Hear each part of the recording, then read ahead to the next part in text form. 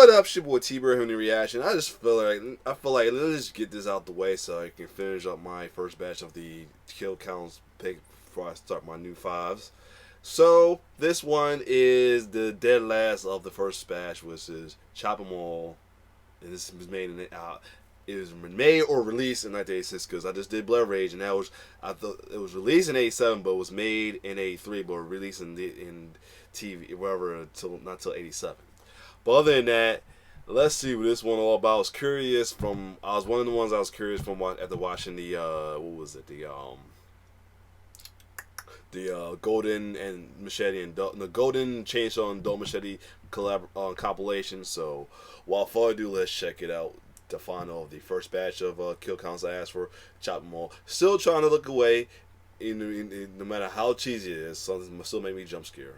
Like almost failed on the last Blood Rage one when mom was about to shoot herself in the head, and I hate when people do that stuff. So almost failed, but I still looked. So it's your boy T-Bird. Let's get it. Welcome to the Kill Count, where we tally up the victims in all our favorite horror movies. I'm James A. Janice, and today we're looking at Chopping Mall, released in 1986, and a paragon of ridiculous mid-80s slashers. Chopping Mall is sort of a bait and switch. From the name and VHS cover, you're probably thinking of some Jason-esque killer stalking around a mall. But in truth, there's no chopping to be had, because instead of any blade-wielding spree killer, this movie gives us killer robots. And as if the killer robot premise wasn't off-kilter enough already, Chopping Mall is also rife with bizarre character moments and lines that leave you questioning if this movie's even for reals. Let's go send those fuckers a Rambogram. This is also our first Kill Count movie with a connection to Roger Corman, who helped finance this film and whose wife Julie Corman served as the producer. Since it's part of the Corman family, that means it's super fucking sleazy, so if you're into that, have fun. But the stuff I like most about it is the just not quite meta tone and the appearances of a couple genre mainstays, including Barbara Crampton and Joe Dante's best friend, Dick Miller. Fun fact, in this movie, Dick Miller delivers that last line of the extended Dead Meat intro that everyone's always asking about. Go ahead and laugh, you guys. But if I ever find little bastards that did this, they're dead meat. Yep, we did ya. I'm also happy to mention that today's episode is brought to you by Loot Crate and their horror-themed specialty box, Loot Fright. Hold up, let me bypass the Loot Crates. You do that on your own. Also mean twice a month? That's like an entirely different meaning, making bi-monthly a pretty useless word. Get a job, bi-monthly! But you can have that spoopy box on your doorstep every other month by going to lootcrate.com and... I said no Loot Crate. I mean it. God damn it, now I fucked up. By a guy who looks like he's running late to a Grease Lightning rehearsal. But before he can go burn up the quarter mile, he's stopped by a robot. Stop right there. The dude doesn't listen, and so the robot, numbered with a Man from U.N.C.L.E. inspired ID badge, very slowly chases him down and eventually fires a taser at the dude, which shocks him to the ground. The end. How many kills did our robot friend get? I'm kidding. Turns out that was one of them newfangled motion pictures playing for an audience at a presentation inside a shopping mall. A guy named Dr. Simon comes out and introduces his Protector 101 series robots, who are taking away American jobs by becoming the new security detail at the multi-storied Park Plaza Mall. He assures the audience that the robots aren't meant to kill and demonstrates how they can tell criminals from mall employees through their high-tech badge scanning visors. Cool barcode scanner, dude, but how are your stupid robots gonna even make it off that elevated platform without a ramp? That's sort of the great thing about the Chopping Mall killbots. They're both stupid as hell and pretty freaking cool at the same time. Designed by Robert Short to look like an updated version of the robot from Gog, a 1954 science fiction film, they could reportedly get up to 8 miles per hour in real life, but they still look like some clunky hunks of junk that not even a Jawa would bother to pick up and try to sell. I should also mention, for anyone who watched this movie and was confused about them, that there's a snarky couple in the audience who keep saying snide remarks to each other. But Statler and Waldorf, they ain't. They remind me of your mother. It's the laser eyes. I guess these characters, Paul and Mary Bland, are from the 1982 comedy Eating Raoul. Maybe we could use one at the restaurant. Get rid of people we don't like. No, I've never heard of Eating Raoul either. And no, I don't know why Chopping Mall has to take place in the Raoul-verse. With the presentation finished, we get ourselves a title card, which kicks off an incredible opening credits montage featuring the most amazing 80s synth score you've ever fucking heard, my friend.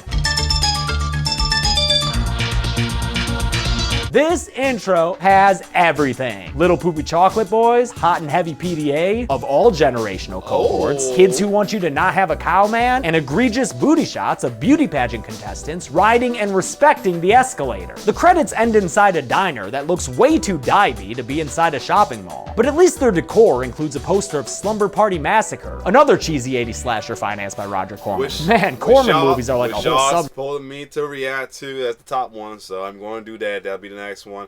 I might still do the first one along with the 2 and 3. Genre unto themselves. It's in this diner of unlikely decor that we meet Allison and Susie, two waitresses who are waiting for their shift to end so they can have good times to the max. Susie is of course played by Barbara Crampton, legendary scream queen who was last on the kill count as the family matriarch in You're Next. Now, I'm not a big fan of how these ladies refer to this dude in the diner as an orca whale, but holy shit, he delivers my favorite line from anything ever. Waitress, more butter. Just that offhand delivery, man. Waitress, more butter. That guy's my hero. Elsewhere in the Park Plaza Mall are these three dudes who work at a furniture store, where that Good Times to the Max party is gonna take place. They include the nerdy Ferdy, party planner Greg, and beer provider Mike. You did get the beer, right, Mike? Come on.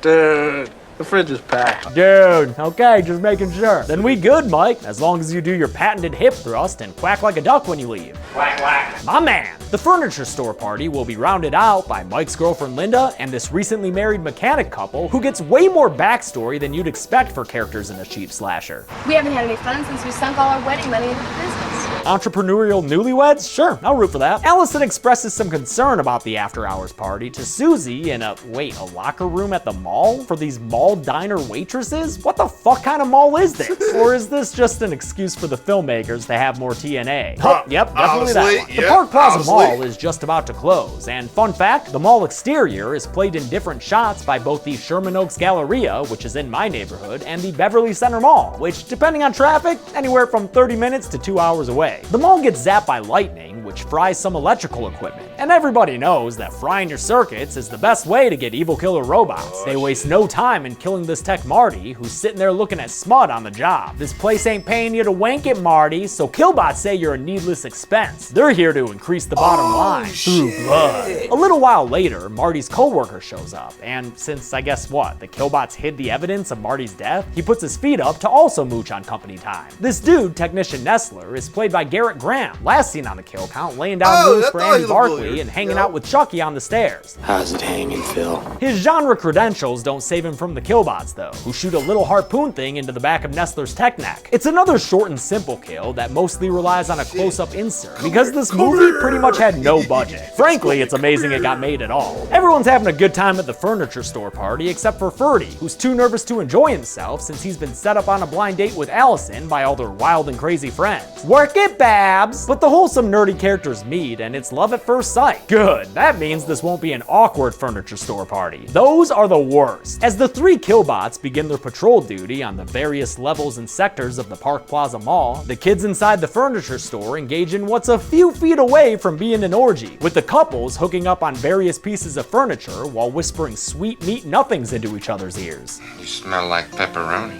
Weird tactic with that line, Greg. You really think that's gonna work? I like pepperoni. Oh shit, nice save, bro. That just earned you some more gratuitous nudity. Still, the pepperoni thing isn't even the weirdest line in this scene. Michael. What? No. You know I don't allow that. Wow, a dude definitely wrote this script. Instead of hooking up, Allison and Ferdy entertain themselves with an old 50s B movie. But eventually they get to lip locking too, just, the more innocent kind. Aw, now they're gonna miss the movie. Oh well, the end. How many victims did those killbots take down? And I'm just kidding again, that was the end of the movie on TV, in case you couldn't tell. We've had plenty of boobs in this movie, so how about some dick? Dick Miller plays custodian Walter Paisley, who's again a character from another movie. This time, the 1959 horror comedy A Bucket of Blood, which was directed and produced by Roger Corman. Let me know if you want me to cover that one. I haven't seen it yet, but as a pre-psycho horror film, I'm very interested in it. Walter is mopping up some unseen grossness on the floor with a bucket of mud when his co-workers walk up and laugh at him for working so hard. Go ahead and laugh, you guys. But if I ever find a little bastards that did this, A dead meat. Fuck yeah, dude. After his co-workers leave, Killbot number 1 rolls up on Walter and spills some of that nasty water at his feet. You clumsy son of a bitch! Walter shows that clumsy son of a bot his badge, but the Killbot don't care. It sends a cheap-looking electric cable into the water and sends a shock through it, electrocuting Walter to death with fun hand-drawn effects that eventually become lit sparkler effects. Walter finally dies and falls to the floor, where his body is washed over with a fog machine. Thank you. Have a nice day. Who's the dead meat now, That's Dick? fucked Who's up. the dead meat now? Leslie wants a post-coital cigarette, and she convinces Mike to go buy some for her with a well-reasoned argument. Just kidding, she does it by showing him her boobs. He heads out into the abandoned mall and finds a cigarette vending machine, but while he's busy fluffing up his poof, Killbot numero uno rolls up behind him and demands identification. Here.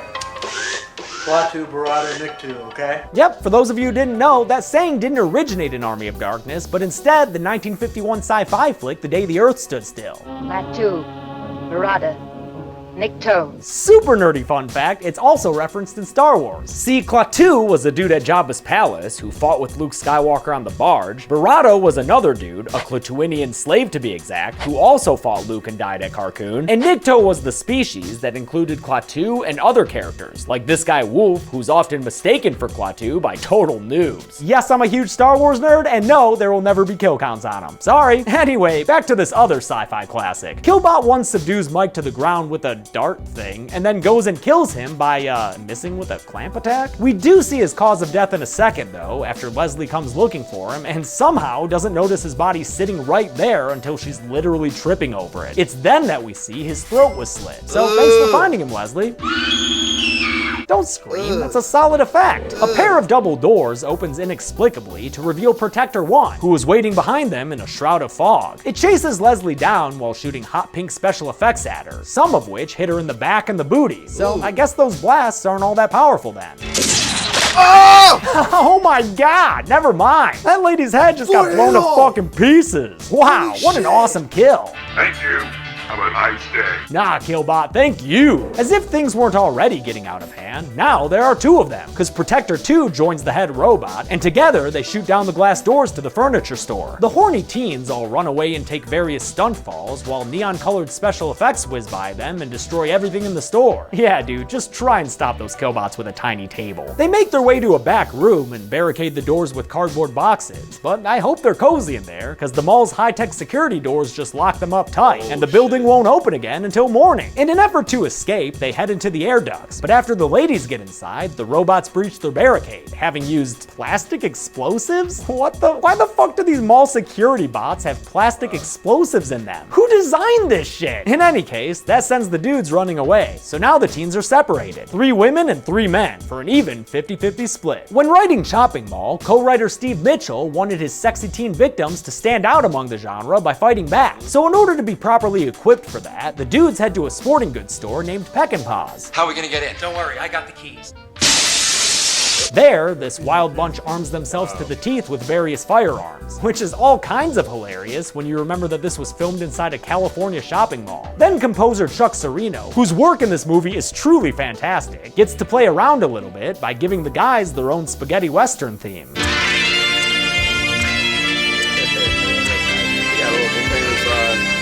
Actually better movie than Blood Rage. Killbot number 1 shows up and the dudes open fire on it, but because neither side of this firefight could hit the broadside of a battle bot, they end up just rolling a propane tank at the Killbot's treads and shooting it to make it explode. Fun destruction, but Killbots aren't going on the list, because let's face it, robots aren't people. Sorry, L3. Meanwhile, in the air ducts, the Killbots have cranked up the heat in order to flush the women out. They're trying to French fry us. Susie ain't no goddamn potato, so she ain't looking to get french fried. Instead, she freaks out and kicks open a vent so they can escape into this Pep Boys or whatever. Susie's in full-on hysteria mode, not unlike her character in You're Next, but thankfully, the capable and mechanically inclined Linda is here, and she's able to show Susie and Allison how to arm themselves with Molotov cocktails and road flares. The dudes are fixing up a propane tank bomb on top of the Park Plaza elevator when Killbot 1 reawakens itself from its apparent destruction. The guys don't notice at first though, because they're too busy exchanging cheesy dialogue. I almost forgot. How much do I owe you for the beer?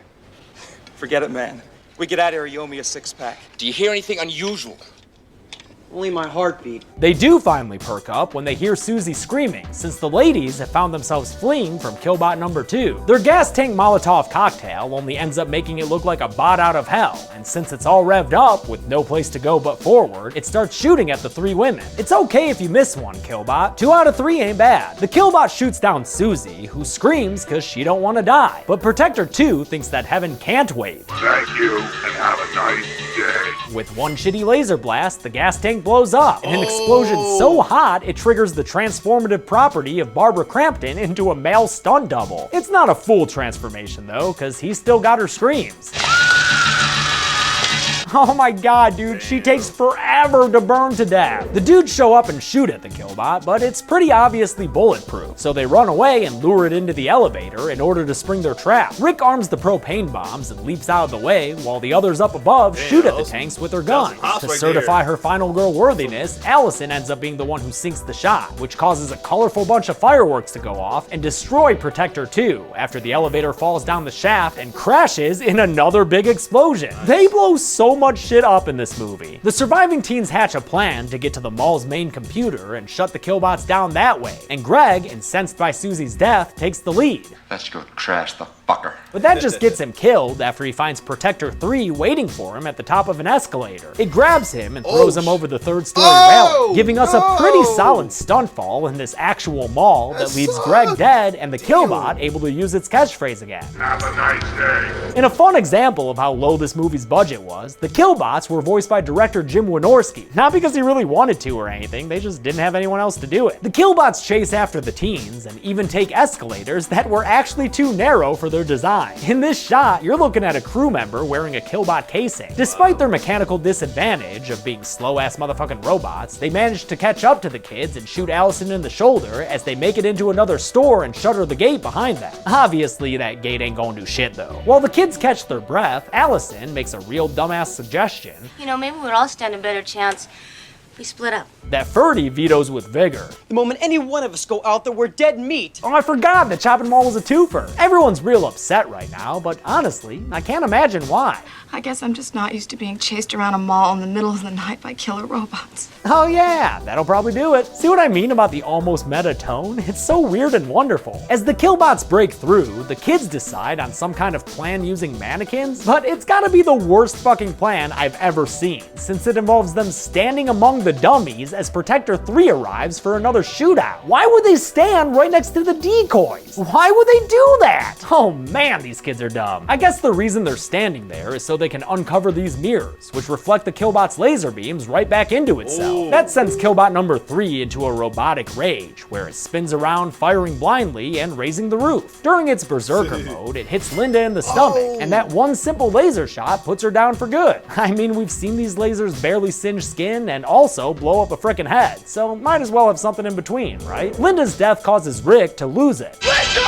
And he hops on a comically undersized motorized thing and drives it very slowly into the Killbot. The crash, if that's what you want to call it, starts an electrical surge that spreads to Rick and kills him. And hey, that death is cool and all, but could we get another explosion?